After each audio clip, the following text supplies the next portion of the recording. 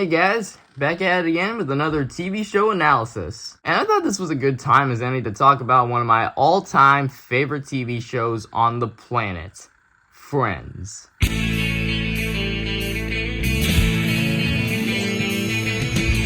Friends is a late 90s, early 2000s sitcom following 6 young adults, Rachel, Monica, Phoebe, Joey, Chandler, and Ross, navigating life, love, and careers in New York City, primarily gathering in their apartments and a coffee shop called Central Perk. Chances are, you all know what Friends is. It needs no introduction. You all have seen this show, you all know who these characters are. It's been more than 30 years since the very first season was released in 1994, and a whole 21 years since it concluded back in 2004. And to this day, it remains as one of the most watched, most successful, and most popular shows in existence, as well as the most polarizing. What? For some reason, there's a large portion of the internet that considers Friends to be a bad show. Some people don't understand the hype around it. Some people don't think it deserves the countless accolades and attention it's garnered over the years. Some people call it one of the worst pieces of television they've ever seen. People can have their own opinions and whatnot. You have every right to not like Friends if you do, but honestly, are you guys sure you've even watched the entire show? I just can't wrap my head around why there are people who would think this way towards it. Okay, maybe a little bit, but come on. Now, I've been on a huge Friends kick as of late. I've watched all 10 seasons of the show more times than I probably should, because I just couldn't understand the hate. It now seemed like as good a time as any to review all 10 seasons in as concise of a manner as possible, in order to walk you through what exactly happens in the show if your hatred towards it is nothing but a big fat lie and you've never even seen it before. And also to definitively answer the question, is Friends overrated? Is it as boring, cringe, and unfunny as some people say? Or is there a genuine heart and passion behind it that made so many others fall in love with it? Speaking as a Friends stan, I bet you're wondering how my opinion on the show has changed, as now an 18-year-old person. The answer is not by much, but let's not get ahead of ourselves. Let's unpack everything this 10-season long show has to offer, beginning of course with its early years.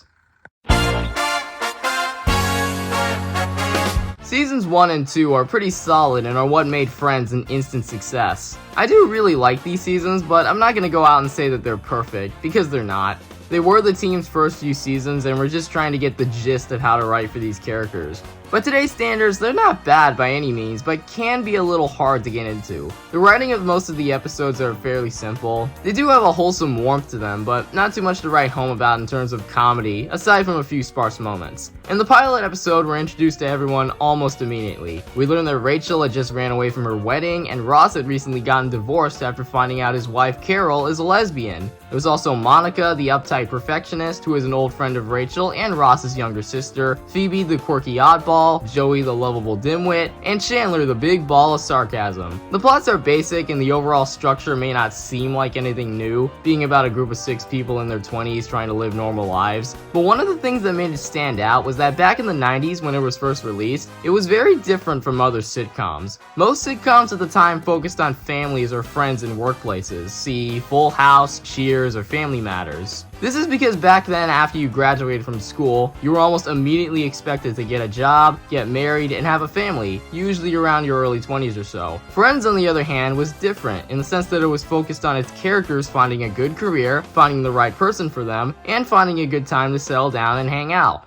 all while still at the age of 20. That's not to say there weren't other shows before Friends that had a similar structure, like Seinfeld or Living Single, but Friends was the only one out of all of these shows to really stick out, as while the stories were simple, the issues it tackled connected with a lot of people, as surely they must have been going through the same struggles. The opening theme basically tells you all you need to know about what this show is. So no one told you life was gonna be this way. Your job's a joke, you broke. Your love life's DOA. It's extremely catchy, no doubt. But it also tells you that these people don't fully have it yet. They're still technically young and are still trying to make a living even though they don't know how. It's something that Friends did and would go on to do exceptionally well. And it becoming the biggest show of all time was no accident because of this. In terms of the seasons themselves, Season 1 has some standout episodes like the one with the blackout or the one with 2 parts, but most of the season is kinda middle of the road. Still solid, just not mind-blowing.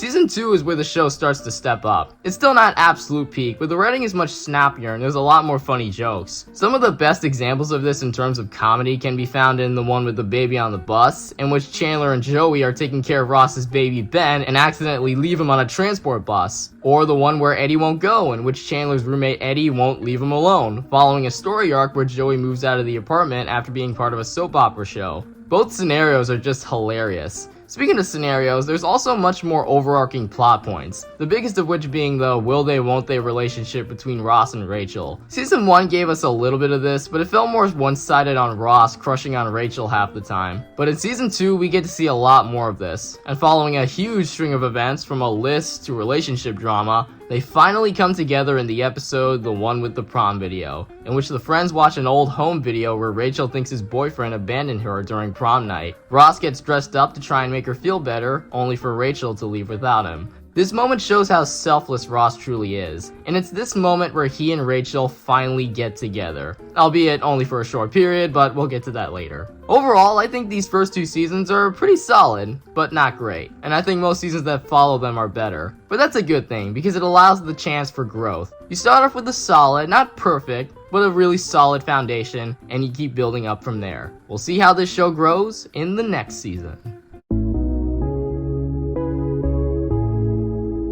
Alright, now we get to seasons 3 through 5, and to me, this is where Friends really gets good. Season 3 is around the time the show started to get more experimental with its storytelling and humor, the latter of which felt a lot more absurd, and there were a lot more episodes where the writers tried something new and different. Standouts include the one with the flashback, which is a story about how all the friends became friends, and the one with the football, in which the friends play American football, lifted by Ross and Monica's competitiveness. Despite there being multiple plot points in every episode, they don't feel disjointed and weave in and out of each other pretty well. In particular, the one where no one is ready is about Ross stressing out over everyone not getting ready for a black tie event at his museum. There are 3 plot points in this episode. One about Ross stressing out to a point where he unintentionally lashes out at Rachel, Joey and Chandler fighting over a chair, which escalates into Joey wearing all of Chandler's clothes as quote-unquote payback, and Monica getting obsessed over an old answering machine from Richard, her old boyfriend she dated back in season 2. This episode plays a lot like a stage play, and this is a structure the show would continue to use for the rest of its tenure. There are no jokes left under the rug. The story is constantly moving to the next point without ever feeling rushed or lazily cobbled together, achieved by the physical acting of the cast, whether it be exaggerated movements, stunts, or funny quips.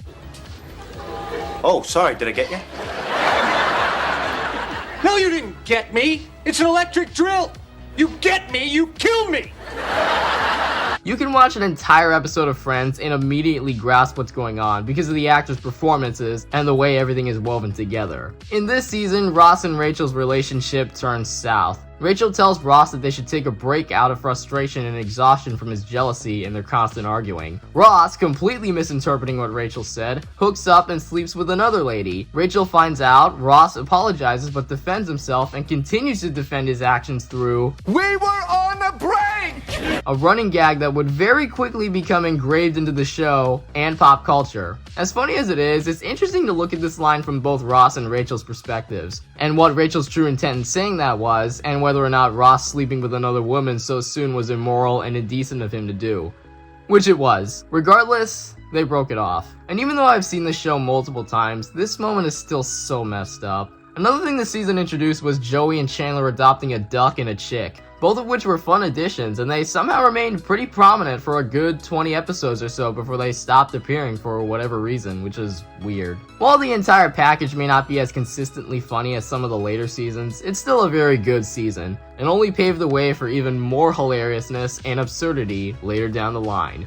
Cue Season 4. Season 4 is probably the most hectic season. There's so much that happens in this season, like Monica getting stung by a jellyfish, Chandler and Joey's apartment getting robbed, Ross and Rachel breaking up again following Ross getting angry over Rachel's unreasonable demands and perspective on their relationship, Chandler falling in love with Joey's girlfriend, Phoebe meeting her family and becoming a surrogate mother, Ross falling in love with and marrying an English woman named Emily, prompting the friends to go on a trip to London. There's a lot of plot points this season, and somehow it all flows so well and hits pretty hard. I always look back on the one with the embryos as one of the best and funniest episodes of the entire show. in which Rachel and Monica lose a Jeopardy-style game against Joey and Chandler, resulting in them swapping apartments as a forfeit. The questions of the game were themed around each of the characters, and as a viewer, you get to learn a lot of interesting and funny details about them, which I think is very clever. The apartment swapping wasn't a one-off thing either. It remains this way for the rest of the second half of the season, until Rachel and Monica get their apartment back by secretly re-swapping. I love the strong continuity of this season. Not only do they all serve as their own contained story, which gives you the satisfaction of the beginning, middle, and ending in the span of only 23 minutes, but there are also a lot of overarching narratives, which keeps the audience consistently engaged. For example, the reason Chandler and Joey have furniture again is because Chandler felt guilty about kissing Joey's girlfriend and felt like he had to do a nice gesture to ease the tension. Another good example is Phoebe becoming pregnant as a surrogate mother to his brother Franklin and his wife Alice, whom she meets back in season 3, who are unable to have children of their own. Unlike most other sitcoms, which are mostly very episodic with no real overarching storylines, Friends was one of the first shows to really embrace itself in serialized storytelling in its episodic format. You can tell how much effort the writers put into the structure of each episode to make sure everything flows and nothing is forgotten or left out, which is something I commend it for being able to accomplish even back in 1997. Later in the season, Ross falls in love with an English woman named Emily, which culminates in the season finale where they have a wedding in London. I do think their relationship was a little rushed, and Emily herself isn't too likable and doesn't make her that interesting of a character, but I'm pretty sure that was the point. In the finale, Rachel realizes she still has feelings for Ross and goes to London to stop his marriage, resulting in Ross accidentally saying her name during the wedding. Hi, Ross. Hi, Ross. Take thee, Emily. Take thee, Rachel. Emily. And since Emily was already jealous of Rachel, this moment led to another failed marriage for Ross in the next season. Poor Ross. I know it can be like that sometimes, but man, can't this guy catch a break? Man, can't anything go right in my life? This is where we transition into season 5, and season 5, oh man. Season 5 is easily my favorite Friends season. It's arguably the funniest Friends season. It's the most interesting Friends season. It's the most quotable Friends season. This is the one season to really find that perfect middle ground between absurdist humor and heartfelt relatable emotion, telling real stories about well-rounded characters and their relationships. In the season 4 finale, it's revealed that Chandler and Monica hooked up in London, and the main hook of the first half of season 5 is the two hiding their relationship from everyone else, and forcing Joey, the first one to somehow make the connection that Chandler and Monica are together, to keep quiet. Now, when it comes to sitcoms, there's two different types of romances. One in which you're meant to take it seriously as a genuine relationship, and the other of which is played out more as a joke or a one-off gag. Friends manages to achieve both of these with Chandler and Monica, because as hilarious as this plot point is, it's also taken rather seriously, as they're not just messing around, they do want to try and make this relationship work.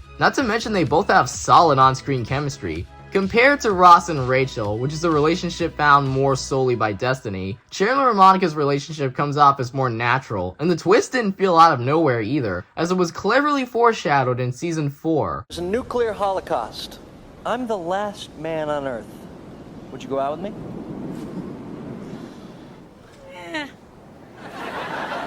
And it's not just that they're a good pair, it's them hiding the relationship that makes for some of the funniest moments of the season, as we see them try and keep their intimacy a secret from everyone else. Like when Chandler and Monica are caught kissing and Chandler has to kiss everyone else as a way of saying goodbye. Or when Chandler and Monica are taking a bath together and Monica dunks her head underwater when they hear Joey coming in. This makes for some really funny moments, as keeping a big secret like this can result in big revelations, misunderstandings between other characters, deception, etc. This storyline concludes in the one where everyone finds out, in which everyone finds out about Chandler and Monica's relationship. Instead of confronting them, they try to mess with them by having Phoebe flirt with Chandler to try and force him into confessing. It's entertaining to see how elaborate the characters get with trying to mess with each other. It's sweet, it's hilarious, and leads to a heartfelt conclusion.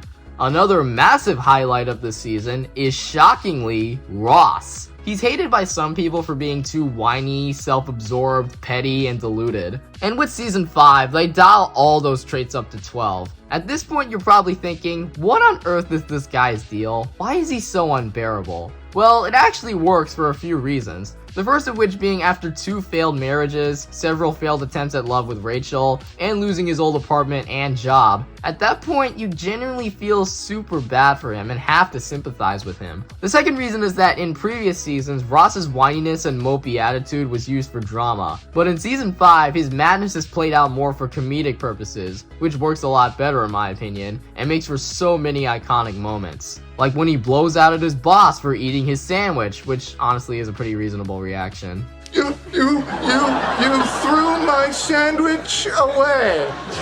My sandwich! My sandwich! Or when he makes an embarrassment out of himself for wearing tight leather pants during a date. Ross, you okay?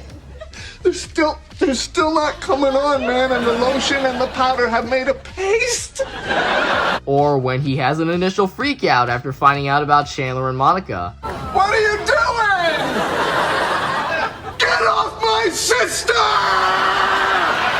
David Schwimmer is a great comedic actor, showing that while he plays the most pathetic character, he's able to make him one of the funniest. There's so many other episodes and hilarious gags I could highlight and pick apart, but honestly, we'd be here all day. Season 5, in my opinion, is the show's best season with so many great moments to count. This era in general had some of the most creative plot details and character dynamics, blending drama and humor in ways that most sitcoms at the time could rarely do, and giving the story so much more layers and range. Without a doubt, seasons 3 through 5 are the best the show ever got. How could they possibly top their peak? Well...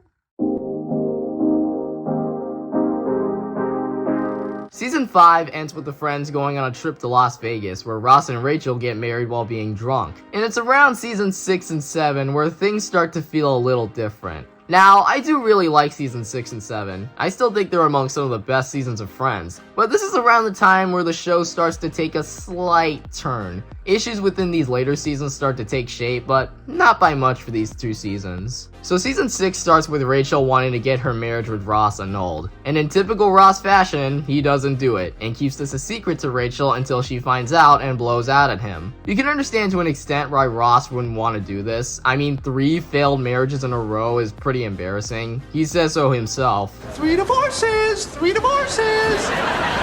But at the same time, him completely lying to Rachel for a few episodes is pretty stupid. It's in character for Ross, but his neurotic behavior is kinda dialed up more than in the previous season. Now, said previous season's handling of Ross is one of the reasons why I love that season, but it becomes more commonplace as the series goes on, and there are times where Ross can be a tiny bit insufferable, and let me emphasize that, a tiny bit. Even then, he's still very funny. What he believed to be igneous was in fact sedimentary. Imagine his consternation when... Oh, bloody hell. Something I really like about season 6 is how much it, and season 7, embraces itself in its wackiness. This kind of humor is why I and a lot of others love Friends, because of how much it lets loose with its comedy, which you can see comes out very prominently in episodes like the one with Ross's teeth, in which Ross overly whitens his teeth for a date and tries to hide it, or the one with the routine, in which Ross and Monica are part of a live New Year's Eve dance show and desperately try to get noticed on camera, or the one with Unagi, in which Ross tells Rachel and Phoebe about Unagi, a term used to describe total awareness and preparedness for danger, but it's actually a name used to call Japanese salmon skin rolls, which Rachel and Phoebe point out, but Ross insists it's a martial arts form. A form that backfires on him. Danger!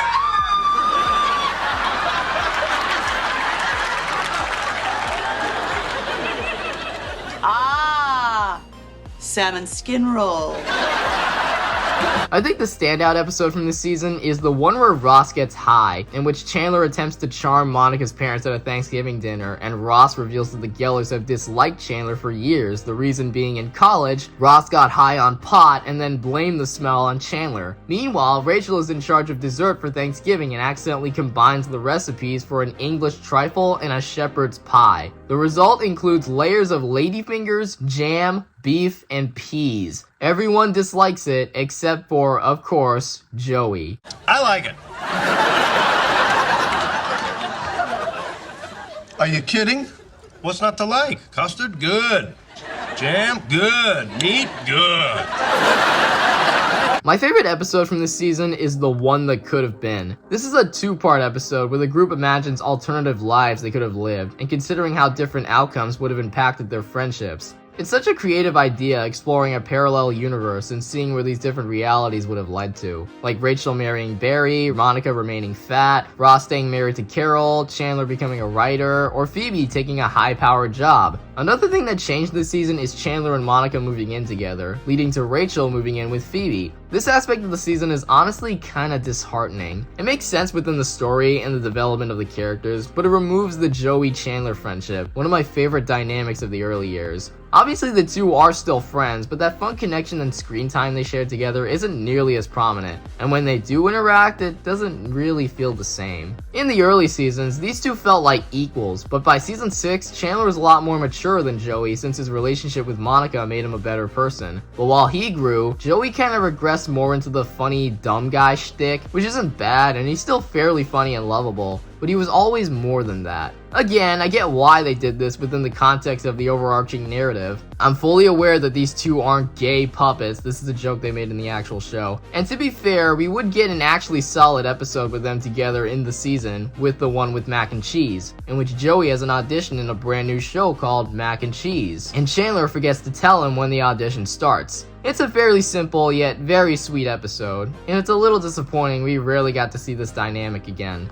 In spite of my gripes, Season 6 is still very much a good season, and I still indeed enjoyed it. There's still a lot of wit, heart, and entertainment to be found in it, as well as a transition into new, more mature themes and topics that I think are very natural steps for the show to take. Friends was originally meant to be a story centered on these 6 single 20-something individuals in their early stages of adult life, but by this point, with the characters growing into full adults, the storyline shifted into more adult themes in terms of maturing and settling down. Season 6 concludes with Chandler and Monica getting engaged, which leads perfectly into Season 7, where Chandler and Monica get married, Rachel gets a new career and falls in love with an employee named Tag, Joey increases his acting career, and Ross gets to spend more quality time with his son Ben. All of these are most apparent in the episode The One Where They All Turn 30, in which Rachel is having her 30th birthday and her friends reminisce on what happened to them and what they got up to during their 30th birthdays. This episode perfectly portrays that feeling many people have when they turn 30, like feeling behind the times or not getting the chance to live your life the way you had envisioned it. It represents people now reaching their full-on adult years and not entirely ready to take that leap. The episode even ends with Rachel breaking up with Tag for being too young and not fitting in with her life plans. It's such a well-crafted story that, as is the case with Friends on the whole, manages to tug at the heartstrings while still having that sharp sense of humor to balance things out. Come on, Rach. Look, turning 30's not that big a deal. Oh, really? Is that how you felt when you turned 30? Why, God, why? We had a deal. Let the others grow old, not me. As much as I do like Season 7, it ain't perfect either. There are plenty of great episodes, but it also includes a fair selection of weird ones, with some really strange storylines. Season 6 had a mild case of this, like the story arc of Ross dating a college student, which I thought was pretty odd, but I can excuse it because it gave Bruce Willis a guest star appearance and role. Season 7 is where the weirdness starts to get dialed up further, like when Ross tries to kiss her cousin and gets put in an admittedly hilarious awkward position, or when Joey had to do full frontal nudity for a movie he was in, but the director didn't approve of his. You know what, I'm just gonna stop there. This episode is so weird. Season 7's flawed for sure, but thankfully nothing too major. It's still a good time that manages to conclude on a really heartfelt note with Chandler and Monica's wedding. Honestly, if it wasn't for how strong the Chandler and Monica storyline was, Friends wouldn't have had as much impact and success as it had. Chandler and Monica getting married on top of all the other storylines makes this season feel like a solid finale to the show in a lot of ways, and it very well could have been, in my opinion. But of course, the show kept going, delivering 3 final seasons that definitely made some decisions.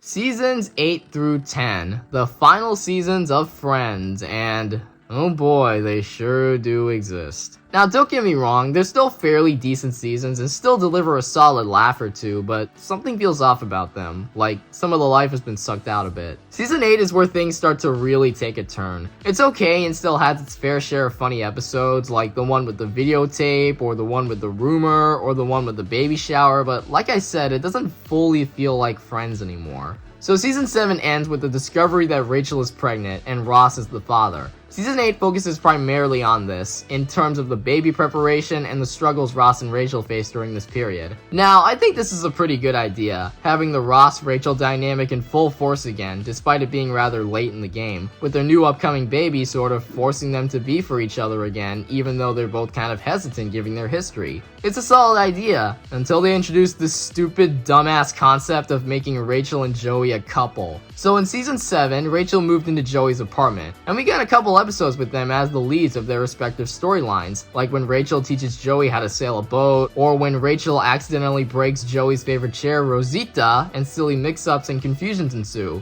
I really enjoyed their friendship in season 7, but in season 8, Joey starts to have feelings for Rachel and she doesn't know. It's not too major this season, it's more of just a crush, but in season 9, Rachel starts to have feelings for Joey and he doesn't know. I'm sorry, why? This does not work at all, because prior to this, these two have not shown a single ounce of romantic tension or chemistry, and once they actually are together and date, it comes off as super awkward. If they wanted to do a romantic tension arc for Joey, why didn't they pair him up with someone like Phoebe? Phoebe has always been another lovable person, despite being one big question mark in regards to her family life and her personal life. She and Joey have way more chemistry together and complement each other so much better. Why didn't they get together? Oh wait, because Phoebe found a new boyfriend named Mike, played by the actor who never ages. And Ross found a new girlfriend named Mona, who is only a major character for this season and this season only. So instead, they literally dragged this arc out for 2.5 seasons,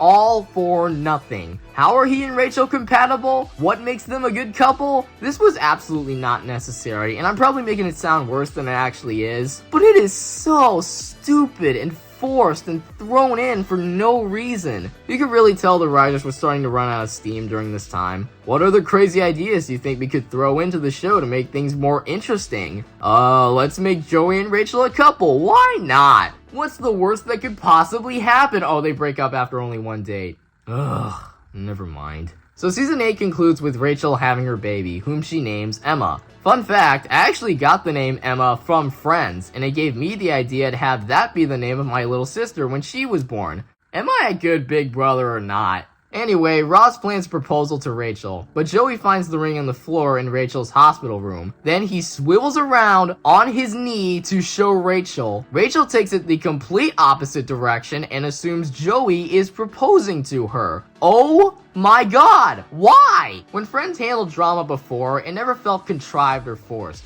The characters were able to come from reasonable places despite the situations they were involved in. People have criticized the conflicts in Friends feeling overly dramatic and repetitive, which I do not understand, except for when it comes to this moment. This whole scene fits the bill. Who thought of this? I don't know, man. I mean, these problems aside, I still don't hate Season 8. There are things in it that I don't like, but it's still fairly okay. Season 9, on the other hand, yeah, this is probably the weakest season of Friends by far. It's not terrible, but it has nowhere near the same highs as the earlier seasons. There are some standouts, like the one with Ross's inappropriate song, which is probably my favorite episode of this season, as well as the one with the lottery, but those two are kinda about it. There's quite a bit of storylines I don't like the Joey-Rachel romance I already discussed, as well as Chandler working in Tulsa, but I think the biggest downgrade of the season is the characters. The Friends started to become a lot more over the top. Everyone just felt more cheesy and flanderized, regressed to singular traits or shticks to sort of make them stand out. Monica is the always uptight, clean one. Ross is the always petty one. Chandler is the always sarcastic one. You get the idea, it's very repetitive. Obviously, prior seasons had this to an extent, but they never pushed anything. The story still felt creative and often novel. Sticking to a singular flanderized trait to try and make the character stand out can get pretty old.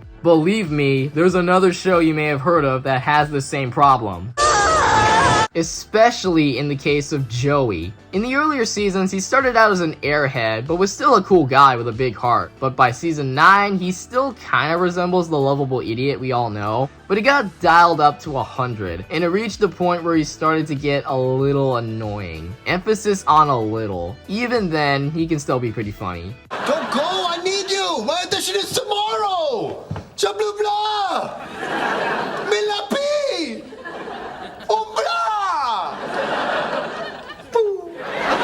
And like, it's not too big of a deal. After all, it was only Friends that had this issue with using Joey. I'm sure they won't take it to an even further extent and lean him even more into the guy with the intelligence of a toddler, completely forgetting why he was so lovable from the start.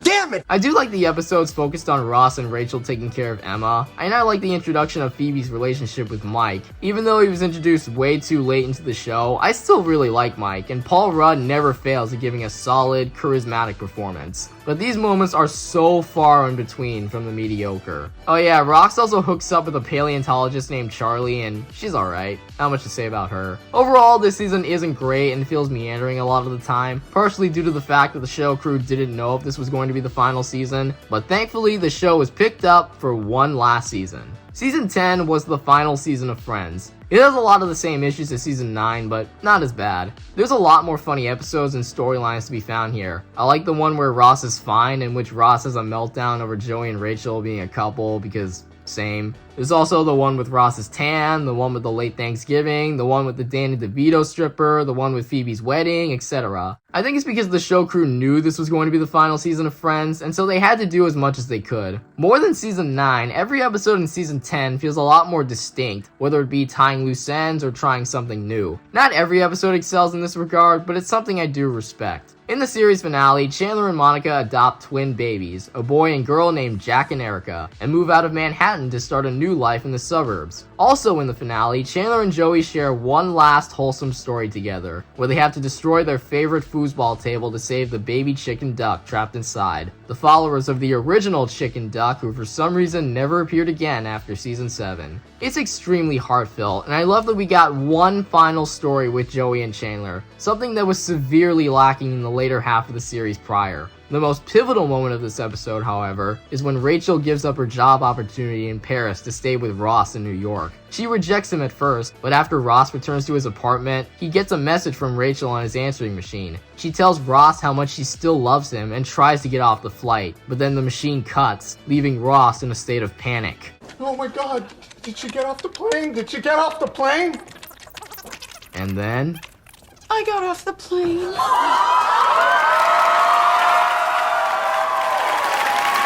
And the two share an emotional reunion, the grand conclusion to the on-again, off-again Ross and Rachel story arc. It all came full circle. You could say that this was dragged out for too long and Ross and Rachel are too toxic of a couple, but I think as the series went on, they slowly matured and grew to care for one another while raising Emma. And this final moment feels all the more impactful as a result, solidifying the message of the whole show, that the people you love and care for the most are the ones most important to cherish. And from this point on, Ross and Rachel are finally together, forever a pair moving forward.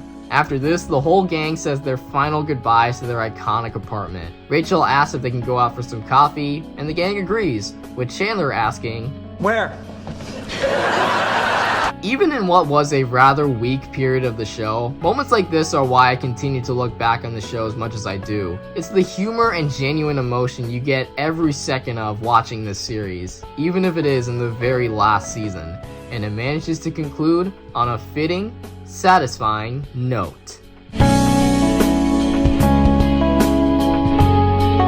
And there you have it. That's my retrospective on Friends. And I gotta say, this was such a joyride, and rewatching this show has been a genuine pleasure for me. Is it perfect? No, definitely not. But at its core, this show comes from a clear place of heart and passion. It's not trying to be this introspective masterpiece or tackle any serious world issues. It's a show that manages to capture the fun within both the simplicities and stress of life in ways that no other show at the time could accomplish. And I think once you become familiarized with it and what it's all about, it'll be as clear as day why it still manages to stand as relevant and beloved a mere 21 years later, long after it ended. It's one of those shows that I never get tired of revisiting, no matter how many times I've seen it. So to answer the question, is it overrated? Maybe, depending on your perspective. But is it overhated? Oh yes, definitely. And honestly, I don't care. I love Friends with all my heart. And in the cynical, negative, heavy, cruel world we live in currently,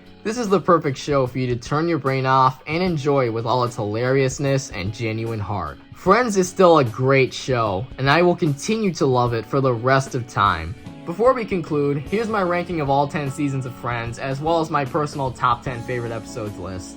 If for some reason you never bothered to turn on Friends, I highly recommend you do. Don't listen to what the haters say. Trust me, you'll love it. Anyway, thanks for watching. I'll see y'all in the next one. Oh yeah, and before you ask, no, I am not reviewing the Joey spinoff ever. I think my distaste towards it tells you all you need to know about how I feel about it. Okay, bye-bye.